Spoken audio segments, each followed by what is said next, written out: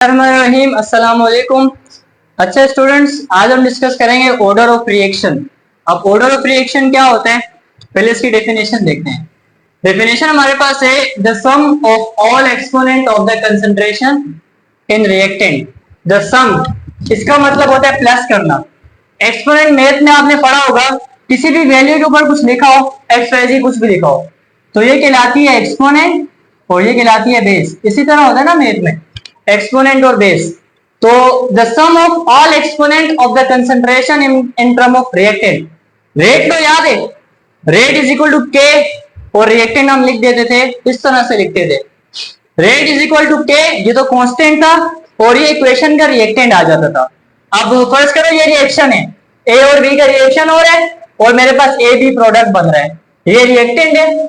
इनके ऊपर हम क्या लिखते थे, रेट लो लिखते थे।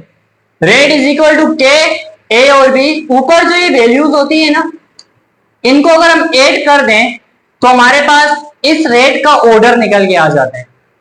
अगर सपोज करो यहाँ पे 2 होता तो यहां पर क्या हो जाता, 2, और यहां पर होता 1। वैसे 1 लिखते नहीं है, यहां पे भी नहीं लिखते, तो यहां पर 2 होता है, यहां पर 1 होता, 2 + 1 = 3।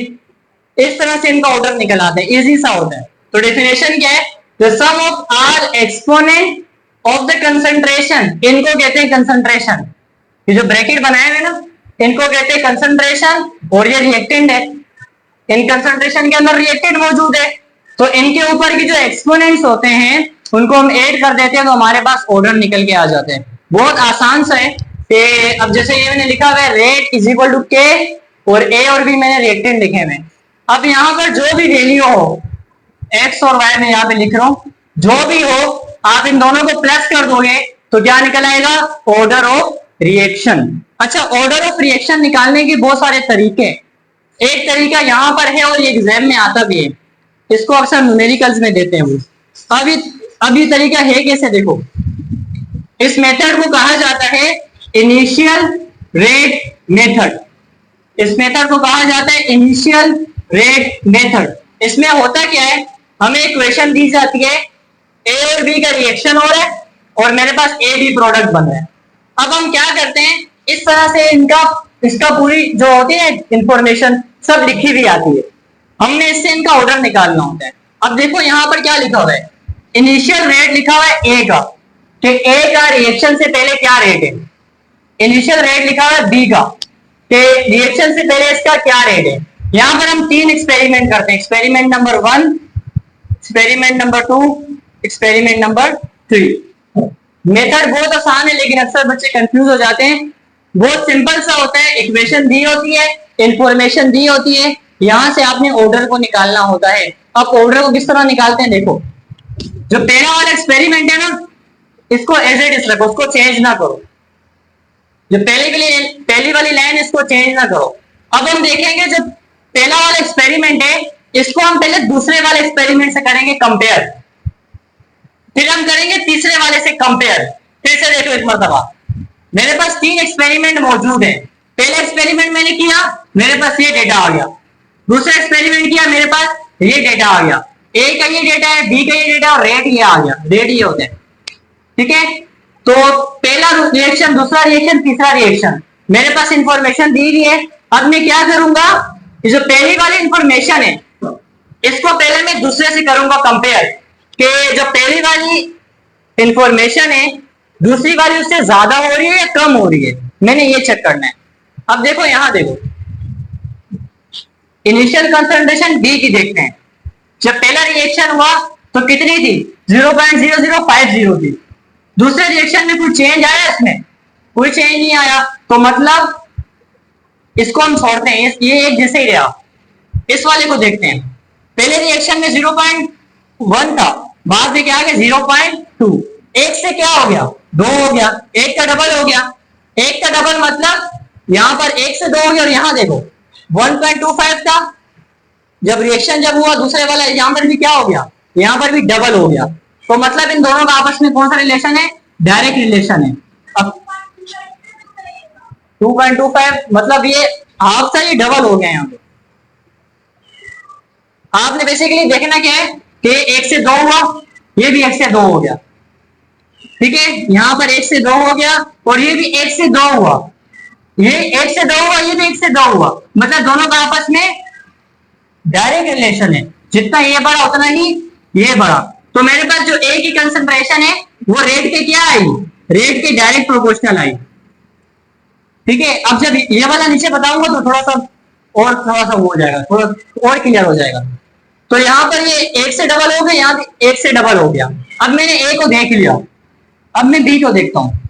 बी के जब पहले से दूसरा रिएक्शन था कोई चेंज नहीं आया, जब दूसरे से तीसरा रिएक्शन तक उस वक्त क्या चेंज आया, देखो पहले क्या था 0.005, अब चेंज आया ज्यादा, यहां पर आया था डबल, यहां पर चेंज आया 10 टाइम्स, कितना आया, यहां चेंज उससे ज्यादा आया।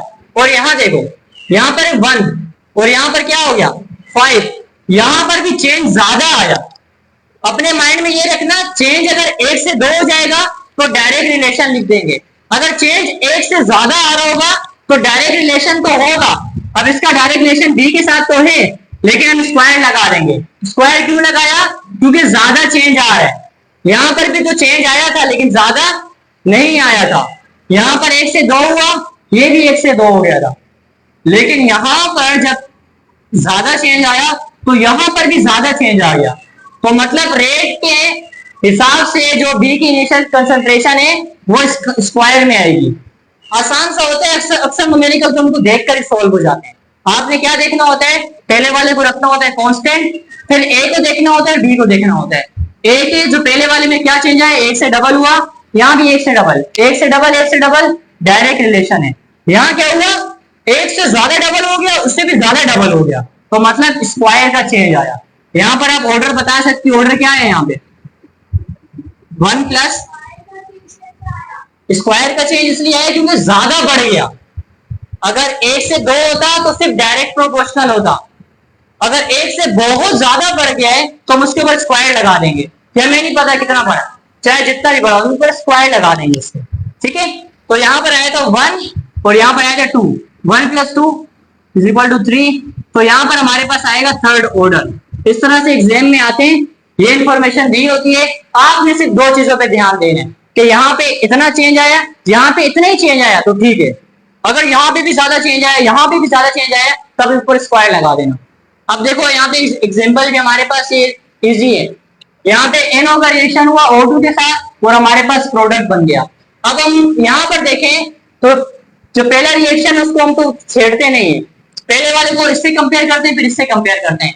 यहाँ देखो ये इससे अगर कंपेयर करें तो कोई चेंज नहीं आया, लेकिन अगर इसको इससे कंपेयर करें तो 1 से 2 हो गया, और यहाँ भी 8 से क्या हो गया 16 हो गया। इसका इससे क्या चेंज आया, 1 से डबल हो गया ये, और यहाँ भी 1 से ये भी डबल हो गया। तो यहाँ पर रेट में क्या आया, रेट ये होता है, रेट जब डबल हुआ तो यहाँ पर NO की कंसंट्रेशन भी क्या हो गई, ये भी बढ़ गई। देखो 0.10 से क्या हो गया 0.20, 1 का क्या हो गया डबल, यहां पर भी फिर क्या हो गया 1 का डबल। हमने इनको देखना होता है, रेट को देखना होता है, रेट बढ़ा तो ये भी बढ़ गया, एक बराबर बढ़ेगा तो डायरेक्ट प्रोपोर्शन, अगर ज्यादा बढ़ जाएगा तो स्क्वायर लगा देना। अब देखो ये वाला देखो,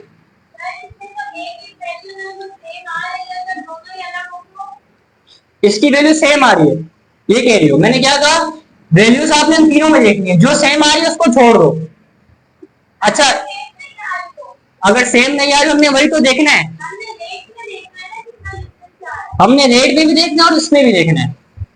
और इन इन जो ये वाले न्यूमेरिकल्स होते हैं इनमें लाजमी ऐसा होता है, एक सेम आ रही होती है, एक डिफरेंट आ रही होती है, एक सेम आ रही होती है, एक डिफरेंट आ रही होती है। ये इंफॉर्मेशन हमें बेसिकली ये बता रही है, जब सबसे पहले हमने रिएक्शन कराया ये इतना था, ये इतना था, रेट ये आ गया, फिर दूसरी मरतबा जब हमने कराया ये इतना था, ये बढ़ गया, रेट भी बढ़ गया, जब ये बढ़ा रेट भी बढ़ गया, तो मतलब दोनों का आपस में कौन सा रिलेशन हो गया, डायरेक्ट रिलेशन हो गया। एक साथ बढ़ेंगे तो डायरेक्ट, ज्यादा बढ़ जाएंगे एक साथ, एक का डबल होगा तो डायरेक्ट हो जाएगा, एक का 5 गुना हो 3 गुना हो, एक से ज्यादा हो ना तो ऊपर स्क्वायर लगा देना। अच्छा देखो NO का हमने देख लिया, अब O2 का देखते हैं। यहां पर था 0.01, जब दूसरा रिएक्शन हमने कराया तो क्या देखा हमने, 0.1 से क्या हो गया, 0.20 हो गया, यहाँ पे एक का डबल हो गया, यहाँ पर भी एक का डबल हो गया। तो मतलब रेट जो था वो दूसरे का भी क्या आया, डायरेक्ट प्रोपोर्शनल ही आया, इसमें कोई स्क्वायर वाला नहीं आया। तो यहां पर इसका भी 1 इसका भी 1, ऑर्डर किस तरह से निकाल सकते हैं, 1 + 1 = 2, तो यहां पर आएगा सेकेंड ऑर्डर। अच्छा देखो, ये एग्जाम में दो तरह से पूछते हैं, एक तो इस तरह से पूछेंगे, इसमें थोड़ा सा मुश्किल होता है। अगर दूसरा इस तरह से पूछ लेना कि ऑक्सीजन है, इसके 2 मोल है, और हमारे पास फर्स्ट करो सिर्फ हाइड्रोजन है, इसका 1 मोल है, इनका रिएक्शन हो रहा है और HO हमारे पास बन रहा है 2 मोल। अगर आपने इसका ऑर्डर निकालो तो आप यहां से देख कर ही बता सकती हो, ये 2 है, ये प्लस है, इसका थर्ड ऑर्डर आ जाएगा। इससे ऑर्डर निकालना आसान होता है, इससे थोड़ा सा मुश्किल हो जाता है। मुश्किल इसलिए होता है क्योंकि हमने वैल्यू पर ध्यान देना होता है। 2 चीजें अपने माइंड में रखो, आपने एक के इनिशियल रेट को देखना है और इसको आपने देखना है। अगर ये जितना बढ़ा उतना ये भी बढ़ गया तो डायरेक्ट रिलेशन हो गया, अगर वो भी ज्यादा बढ़ गया और वो भी ज्यादा बढ़ गया तो वहां पर स्क्वायर में रिलेशन हो जाता है। ठीक है, तो इस तरह से ऑर्डर निकाला जाता है। नहीं होता, हमने रेट को कंपेयर करना होता है। अगर हम पहले वाले के साथ कंपेयर करते तो यहाँ पर तो चेंज आ जाता, लेकिन यहाँ तो कोई चेंज ही नहीं आता। यहाँ पे कुछ एग्जांपल है, इससे हमें अच्छे से समझ में आ जाएगा। तो पहली वाली इक्वेशन लिखी हुई है, हमने इनके साथ 2 काम करने हैं। पहला तो इनका रेट लो लिखना है, रेट लो किस तरह से लिखेंगे। दूसरी चीज इनका ऑर्डर निकालना है, और तीसरा काम ये भी कर लेंगे, इनका यूनिट भी निकाल लेंगे। अब देखो, सबसे पहले अगर रेट लो लिखें तो रेट लो किस तरह लिखेंगे, रेट = K, और आगे ब्रैकेट में आता है रिएक्टेंट। यहाँ पे रिएक्टेंट क्या है, NH4NO2, ये कंसंट्रेशन के अंदर आ गया। पहला काम हमने क्या कर दिया, रेट लो लिख दिया। अब इसका ऑर्डर तो आप देख के बता सकते हो कौन सा ऑर्डर है। यहां पर 1 है और ये फर्स्ट ऑर्डर है। कौन सा ऑर्डर है, first order, it is the first order. ये हो गया। इक्वेशन को देख के हमने क्या लिखा, रेट लो लिख दिया। रेट = होता है K, और आगे हम रिएक्टेंट लिख देते हैं। ये रिएक्टेंट है, रिएक्टेंट को हमने लिख दिया। ऑर्डर हमने क्या पढ़ा था, प्रोडक्ट तो लिखते हैं, रिएक्टेंट नहीं लिखते। और हमने क्या पढ़ा था, ऑर्डर में क्या होता है, यहाँ पर जो एक्सपोनेंट्स होती है वही ऑर्डर होता है। तो यहाँ पर 1 है तो ये हमारे पास हो गया फर्स्ट ऑर्डर। और रिएक्टेंट लिखते हैं, प्रोडक्ट नहीं लिखते। रेट और बताया तो था, रिएक्टेंट की कंसंट्रेशन, रिएक्टेंट की कंसंट्रेशन, प्रोडक्ट की कंसंट्रेशन नहीं होती। तो हमने 3 काम करने। पहला काम हमने रेट लो लिख दिया, रेट लो इस तरह से लिख देंगे। ऊपर 1 है तो इस रिएक्शन का कौन सा ऑर्डर है, फर्स्ट ऑर्डर है। अब मुझे बताओ, इसमें जो K है, K इसका यूनिट क्या होगा, ये निकालना थोड़ा सा मुश्किल है, ज्यादा नहीं है। तो यहाँ पर देखो, रेट क्या, रेट जो होता है, रेट किसके बराबर होता है, dx अपॉन dt = K, इसका यूनिट हमने निकालना है। और यहाँ पर हमारे पास है ये कंसंट्रेशन, ये आ गई कंसंट्रेशन, मैंने वैसे लिख दी है। अच्छा देखो, जो कंसंट्रेशन होती है, ये x का मैंने बताया था, x भी क्या है हमारे पास, ये भी कंसंट्रेशन है। इस कंसंट्रेशन का यूनिट होता है मोल पर डेसीमीटर क्यूब। या तो ये लिख देते हैं, और करके हम ये भी लिख सकते हैं m। m का मतलब होता है मोलिक्यूलरिटी, m फॉर मोलरिटी पढ़ते हैं या मोलिक्यूलरिटी पढ़ते हैं, मोलिक्यूलरिटी। ये होता है कि इसके यूनिट को हम मोल पर डेसीमीटर क्यूब इसी के बराबर होता है, तो हम यहाँ पर m भी लिख सकते हैं। अब देखो, यहाँ देखो बहुत आसान है, इसको हटा के मैं m लिख सकता हूँ, और इसको हटा के मैं क्या लिख सकता हूँ, m। ये ऊपर m आ गया, तो इसका यूनिट क्या होगा, सेकंड। यहाँ पर आगे k, इसको हटा के क्या लिख दूंगा, m। अब जाहिर सी बात, m से m कट जाएगा, ये नीचे है, ऊपर जाएगा तो माइनस का सेकंड हो जाएगा, तो k = सेकंड इनवर्स। तो पहले हमारे पास जो भी इक्वेशन का फर्स्ट ऑर्डर होगा ना, जो भी रिएक्शन हो, फर्स्ट ऑर्डर का हमारे पास यूनिट क्या आएगा, सेकंड इनवर्स। ये हमेशा याद रखना, जो भी रिएक्शन फर्स्ट ऑर्डर वाला होगा उसका यूनिट क्या आएगा, सेकंड इनवर्स। ये हमने निकाल दिया फर्स्ट ऑर्डर का। अब देखो सेकंड है हमारे पास, इसका पहले रेट लो लिखते हैं, रेट = K, और यहाँ पे रिएक्टेंट लिख दूंगा HI। यहाँ 2 आ गया, 2 का मतलब कौन सा ऑर्डर है, सेकंड ऑर्डर हो गया, ये सेकंड ऑर्डर के बताना होता है। अब देखो इसका यूनिट किस तरह से निकालेंगे, हम लिखते हैं यहाँ पे लिखते हैं डायरेक्ट रेट होता है m अपॉन s के बराबर, ठीक है। इसको हमने निकालना है और यहाँ पे स्क्वायर है, यहाँ पर k और यहाँ पे m का स्क्वायर। अब हम क्या करते हैं, m को नीचे भेज देते हैं, m का स्क्वायर और s, यहाँ पर आ गया k, स्क्वायर से एक कट जाएगा। अब नीचे बच गया m और s, ये दोनों जब ऊपर जाएंगे तो माइनस के हो जाएंगे, तो k इज इक्वल टू ये भी माइनस का और ये भी माइनस का। तो जब भी सेकेंड ऑर्डर होगा तो वहां पर k का यूनिट क्या आएगा, -1, तो ये सेकेंड ऑर्डर है। अच्छा ये एमसीक्यूज में पूछते हैं the unit of second order, the unit of first order, second inverse m-1 s-1, बस। अच्छा यहाँ देखो, यहाँ पर हम रेट क्या लिखेंगे, rate is equal to n को ये स्क्वायर का हो गया और यहाँ पे Cl2, यहाँ पे 1 है, इसका ऑर्डर क्या हो गया, थर्ड, 2 और 1 थर्ड ऑर्डर हो गया, थर्ड ऑर्डर हो गया। अब यहाँ पे k का यूनिट निकाल के आया तो k का यूनिट क्या होगा, हाँ इसी तरह से होगा, यहाँ निकाल भी लेते हैं एक मर्तबा। रेट होगा m अपॉन s और यहाँ पे आ गया k और यहाँ पर एक m का स्क्वायर है और एक m मिला दे तो ये हो जाएगा m3 हो जाएगा, m3 हो गया, m3 हो गया। एक से यहाँ एक कट गया, नीचे 2 रह गए, वो 2 जब ऊपर आएगा तो -2 s-1, तो यहाँ पर इसका यूनिट क्या बनेगा, m-2 s-1। इनको ऐसे भी याद रखना है, एमसीक्यूज में आते हैं, the unit of k in third order, ये लिख देना, सेकेंड ऑर्डर, फर्स्ट ऑर्डर। अच्छा यहाँ पर कौन सा ऑर्डर होगा, नहीं, अक्सर बच्चे इसमें मसला करते हैं, यहाँ पर क्या लिखा हुआ है, h फ्रीक्वेंसी, h फ्रीक्वेंसी होती है लाइट की, किसकी होती है, ये नहीं फ्रीक्वेंसी, न्यू, इसका मतलब होता है फ्रीक्वेंसी। एक तो f से शो करते हैं ना फ्रीक्वेंसी, इससे भी फ्रीक्वेंसी शो करते हैं। आज तक साइन देखा नहीं, अभी तक हम लोग f से फ्रीक्वेंसी को देखते जा रहे हैं, इससे इसका मतलब भी फ्रीक्वेंसी होती है। तो यहाँ पर देखो क्या हो रहा है, बेसिकली यहाँ पे हाइड्रोजन का इसके साथ रिएक्शन हो रहा है, लेकिन यहाँ पर लाइन के ऊपर मैंने h फ्रीक्वेंसी लिखा हुआ है, इसका मतलब होता है कि रिएक्शन जो हो रहा है वो लाइट की मौजूदगी में हो रहा है, किसकी मौजूदगी में हो रहा है, लाइट की मौजूदगी में। और ऐसे रिएक्शन को कहते हैं फोटोकेमिकल रिएक्शन, क्या कहते हैं, फोटोकेमिकल रिएक्शंस। और photochemical reaction has no order, इनका कोई ऑर्डर नहीं होता, नो ऑर्डर, इसीलिए इनको कहा जाता है जीरो ऑर्डर। ये एमसीक्यूज में अक्सर आता है, इक्वेशन लिखी होती है, ऊपर ये लिखा होता है, इसका मतलब होता है कि ये रिएक्शन जो है वो लाइट की मौजूदगी में हुआ है, लाइट ने इन दोनों का रिएक्शन कराया, HCl बन गया, तो यहाँ पे ऑर्डर का तो काम ही नहीं हुआ। तो यहाँ पर अक्सर बच्चे इसको देखकर कहते हैं कि तो ये सेकंड ऑर्डर हो जाएगा, लेकिन इसका आंसर होता है नो ऑर्डर या जीरो ऑर्डर। ये बस अपने माइंड में रखो, जो फोटोकेमिकल रिएक्शन उनका कोई ऑर्डर नहीं होता, बाकी यहां से आप ऑर्डर आराम से निकाल सकते हो। 2 चीजें याद रखना, ऑर्डर और यूनिट।